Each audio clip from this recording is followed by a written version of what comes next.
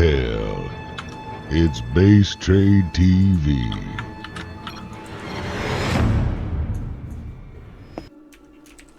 Alright, I'm just setting up the overlay 1 sec. There we go, ready to rock and roll. Game number 2 in the first best of 3 of today. This is the Starbow Cup ladder number 3. And yeah, we just had a very interesting game number 1. I did message Tehredbandit before the introductions between games, asking him if you ever make Devourers again, please randomly cast their ability. We would love to see it, so fingers are crossed. Fingers are so freaking crossed. But spawning the top right corner of the map, winning game number 1. It's gonna be the red Zerg player, Tehredbandit. And in the bottom left, as the purple Terran, it is Osiris. Again, I can't. It's so hard to criticize a lot of Starbow and to get overly critical as well in general, just because I think this is still on its way up. Like, StarCraft 2 ladder has been figured out a million times over. We all know the build orders. You know, going to TVP, there's only like 3 different ways it really goes. Whereas Starbow, it's not limited in that same way. People are still figuring out the nuances and finding out what is just great against what. But beyond that, and more importantly too, the Starbow admins have been very, very adamant about updating constantly and regularly. So we see a lot of changes to the game, balancing it out. And it's, I don't know, just kind of cool to see overall. We do see that very fast Overseer coming out again, by the way. Kind of a cool move. I guess this will get it across the map significantly faster. You think we'll have any bugged larvae this time? Any ramp blocking eggs? I don't know, but I guess we'll see.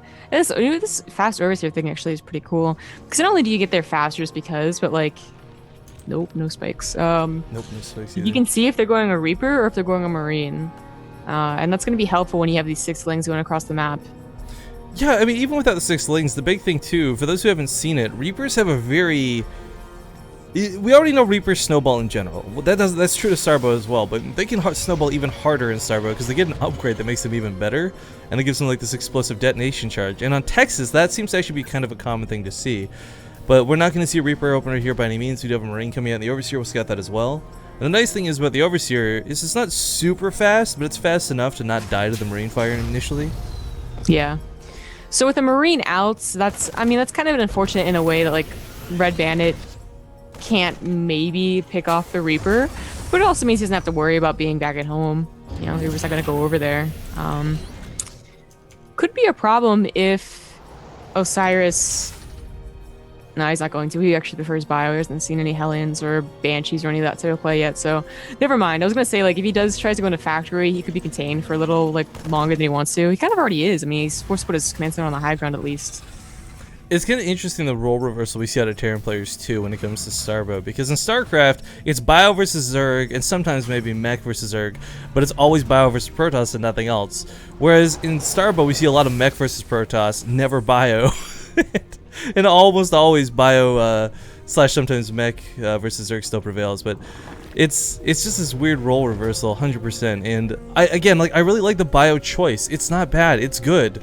But it requires hitting certain timings, it requires making sure lurkers aren't going to be able to shut you down. And if it goes to that late game, and you're still with primarily Marines, Medevacs, and Marauders with, I don't know, like, game number 1 just got out of hand fast, and it was kind of a situation that really, I wouldn't want to say exploits, but it really showcases the weakness of Terran.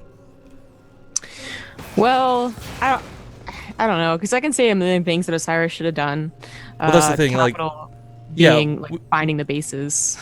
Well, okay, that's a good point too. But I mean, like, we kind of touched base on the last game too, where, you know, questionable choices early on led to very unfortunate situations later.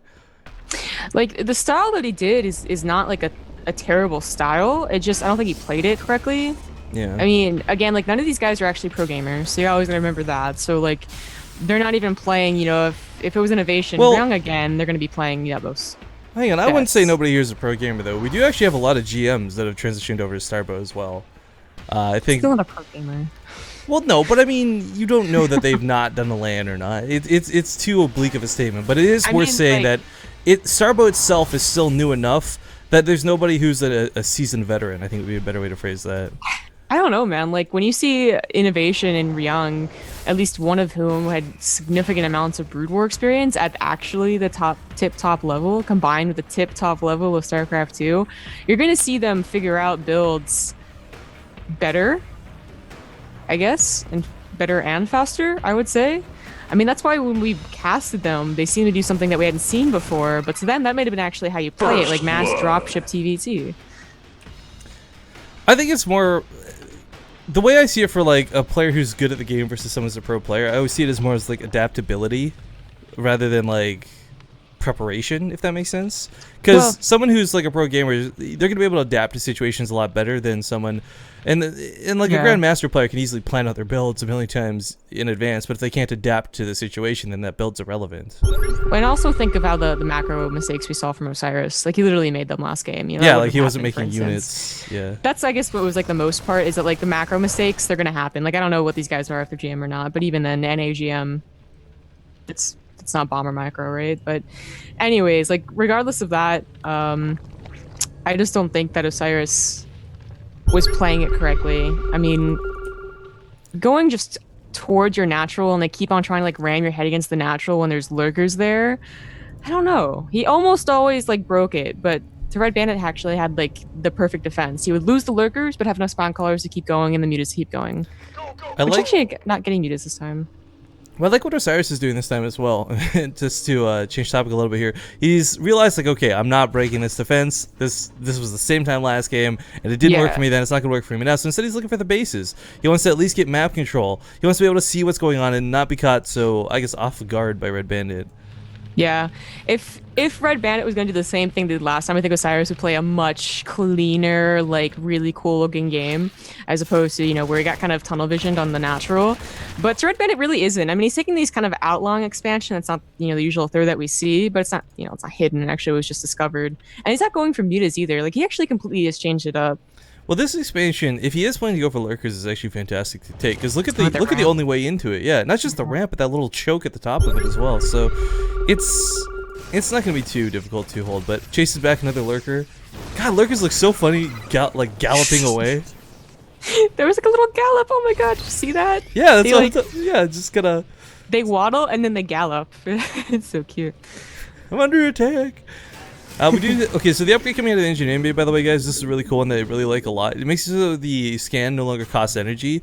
Now, as far as not costing energy, you know, there's no mules in the game, so you might think, well, what can a command center do? But if you're new to Starbow, let's refresh and let people know real quick. You can actually overcharge buildings. Now, what this does is it's basically a chrono boost for barracks, for factories, for starports. But if you use it on a factory or starport, it's a 50% production increase. Cool. But if you use it on a barracks, it's 100%, and that does affect reactor units as well. So by not having to waste energy on these scans, he's gonna have a lot more overcharges, and maybe this time we'll see a little bit better macro out of Osiris. Because production, I mean, it doesn't really matter what you're going for. If you've got enough production to just overwhelm your opponent, you will win fights. Yeah. I like what he's doing a lot better, you know, he's not trying to push his way forward. He has to be a little careful now that Tehredbandit's actually using more than just one lurker at a time with stuff like this. These poor Marines. Wrong exploded, yeah. It's funny, by the way, I love some of the like ragdoll effects in the game or whatever, but the two coolest ones that have always been my favorite, anything that comes out of the ground always seems to send units flying. Like if a actually like unburrows on a unit that's dying, like instead of just simply falling over and dying, that unit will actually fly in the air, which I think is hilarious. Remember when Ultras had the burrow charge? Yeah, it would like go into the medevacs. Did you ever see that bug? Oh my god. I did not see that bug, but I like that when they come out from the ground, everything just goes like a bomb exploded.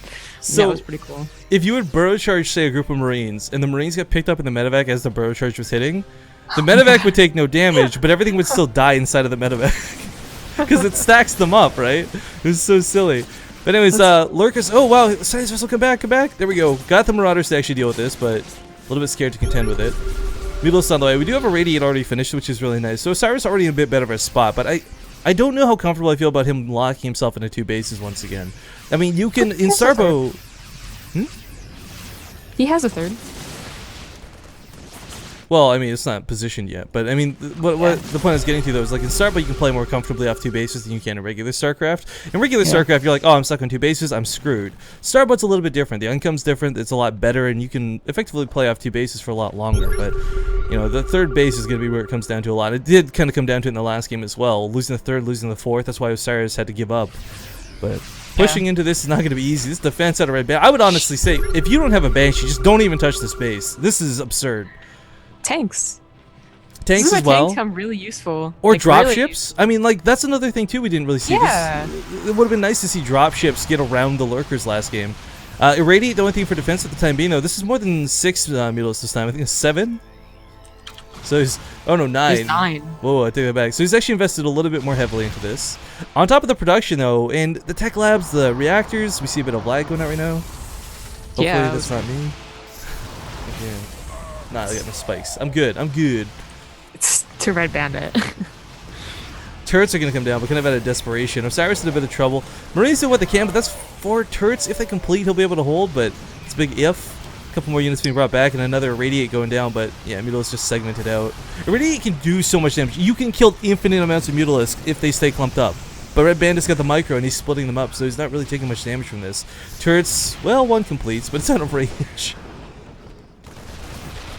Yeah, it kills your own units too. Yeah, it's unfortunate.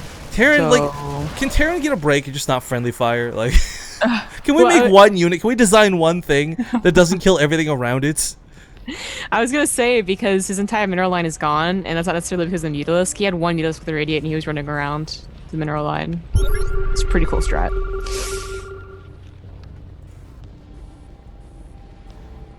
Well, scanning for that 3rd. He will actually see a 4th, rather, because he already knows about the 3rd. I don't know if you saw the drone going, but unfortunately the scan didn't see the hatchery. Losing those SCVs, by the way, really sucked. 18 SCVs dead, not the end of the world, but because on Starbow you have a generally lower worker count anyways, it is a little bit rougher to lose those SCVs. But Osiris' army is looking pretty scary. Not only does he have a supply lead, he's got upgrades over his opponent, a head-on engagement will go in his favor, and there's still no Dark Swarm behind this just yet.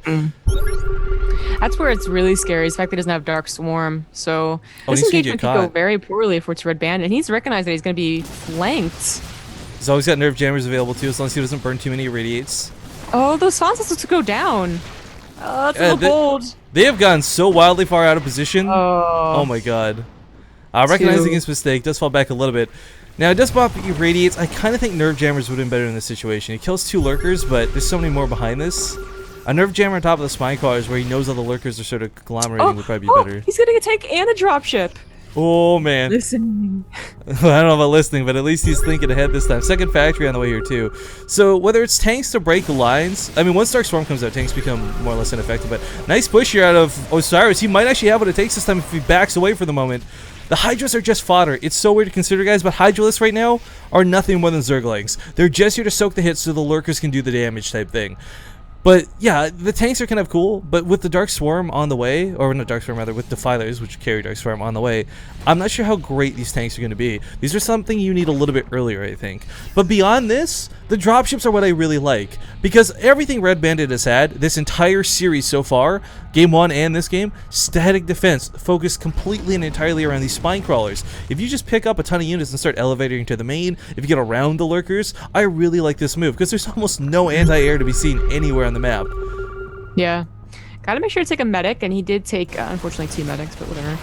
The tanks, though, even though they really aren't great at the, contain anymore, having just a few in your army and, being mostly Science Missile Bio, it's still great, pair up a tank, a few units, and a Science Missile, and you can start actually attacking these outlying bases, take care of the Defiler that's there, and then take care of the Lurkers that are there. And that's how you do it.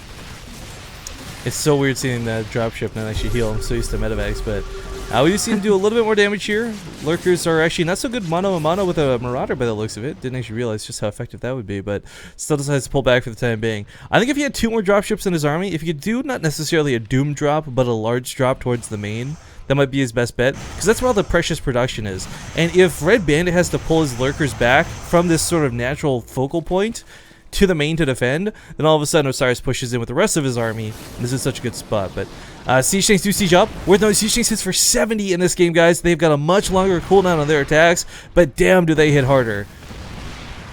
Oh, he's going in. This is why you don't want tanks. They might go down if he doesn't unsiege them and pull them back right now. No nerve jammers either. Irradiates would not be too bad either, but he's got neither going down. There we go. 1 nerve jammer does deploy.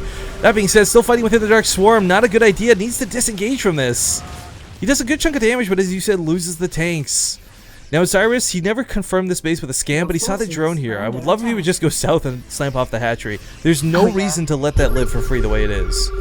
No, there really isn't. Osiris needs to be more and more careful about actually trying to hold this contain. It's no problem holding a contain as long as you're very mindful of your army movements, you know, backing up when the Dark Swarm goes down, because that's eventually what's going to happen. They can push with Dark Swarm. There's really no helping it. Even Mass Hellbats isn't going to help. Firebats, rather. Well, you can't walk in with Firebats either. We've seen that before, but still doing a little bit of extra damage here. Marauders fighting around that Dark Storm do need to back away from this. Osiris taking much better care of his army. He's not losing everything, but Science Vessels going down are still really rough to deal with. I still don't like. I actually would prefer if he just never took those engagements. Like, even though he's like killing off some Hydras here and there, they're outlying on the Dark Swarm. He seems to be losing a lot more army himself. I mean, look at the supply, which was once even with Osiris in a bit of a lead, has quickly gone downhill. Nice. Gonna lose this dropship to the middles. You know, this sucks too, because the thing is, I don't know if he was aware of just how effective that one drop was, even though he retreated with it. I mean, he killed a spine caller like it was nothing. He almost killed the extra 2 lurkers.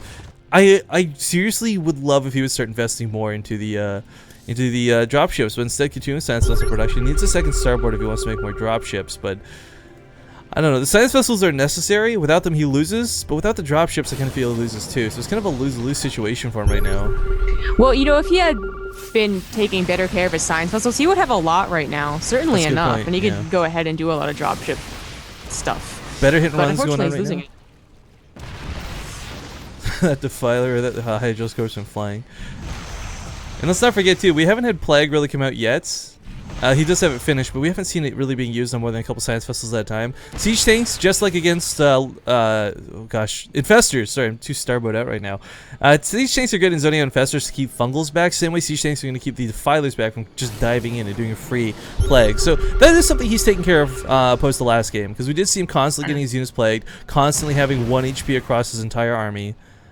Yeah. Oh, the Red Bandit's just, you know, it looks like he's always on the ropes, but he's really not. No, he's waiting for siege things tanks. like this. What? He could have backed away with those, but he chose to siege instead. Oh, Osiris. Man, let's blame lag on that one, maybe? Manages to get, I think, a Defiler with that Siege Tank fire, but there's still so many left over. He can't actually hold positions. He needs to keep on backing away, running away, using the Dark Swarm. That Plague does blanket the army, and there's just simply not enough medics nor the energy to deal with this. In full retreat from the Hydros as well. Osiris kind of just bleeding out slowly. Another Dark Swarm goes down, no damage being done. Needs to back away from this. As soon as he sees these Dark Swarms, like, it should be an immediate retreat. But now he's bleeding out everything once again, and Osiris, buddy, this is your last game. If you die here, you're out. Dark Swarm is just, it's super tricky, especially for people who didn't really play Brood War either extensively, because recognizing that you can't do damage, just, it's kind of unheard of in StarCraft 2. Like, I can't do damage. Is it the Science Vessels that have EMP, I think, right? Yeah. Yeah, they still do have EMP. It wasn't that common to use it for Defilers. It was more about killing off the Defilers with the Radiate, but yeah, you could also have researched it. Yeah, I was just thinking, like, because he's not really getting irradiate damage. A dive, keeping this back. I mean, you can consume up to make up the difference of EMPs, but you don't really use it. But still, I mean, the thing is, we just see Dark Swarm being an absolute menace. I mean, it's really Dark Swarm that's carrying this through more than anything else. Fireman's actually going to drive this back, curiously enough, but even then, I don't know. Cyrus, having lost his army the way he did, he went from having a massive army supply early on, now down to less than a third of his opponent. Yeah. You know, for some reason, Osiris was also having difficulty getting above that supply. You know, he went down to 130, and then he just didn't seem to get above it. Not necessarily because of army trade, just like macro, which is weird because actually his naturals mined out. Should mine his main again. But yeah, so that was a big part of it too. Just he didn't have a lot of army. Ugh. Yeah, just while we're on a bit of a lull here, guys, I'll say this because it was brought up in chat. Starbow's free to play. You do not need to spend a cent to play this game. So whether you think you're better than Osiris and could win a tournament, or whether you think that it just looks like fun, you want to give it a shot, you can play this for free. Check out StarbowMod.com. It's got all the information you need on how to download it. The good game finally called. Red Bandit will advance. Be the first victor of the day.